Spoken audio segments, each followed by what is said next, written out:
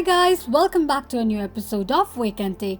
Today in this video, I'm gonna show you how you can change your password on your Zedge account. Keep watching the video till the end. To change your password on your Zedge account, firstly go ahead and launch open your Zedge application.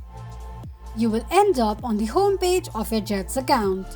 Click on three lines at the top left corner of the page. From the displayed options, tap on Settings. You will end up on the settings page of your Zedge account. Now tap on Zedge account option and then click on Manage account. On the next page, tap on Password.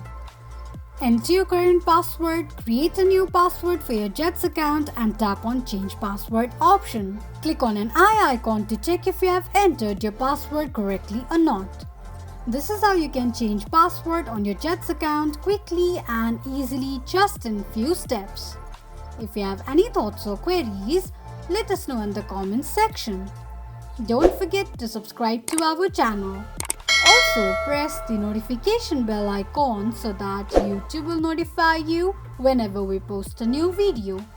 I hope this video was helpful to you. Thank you so much for watching.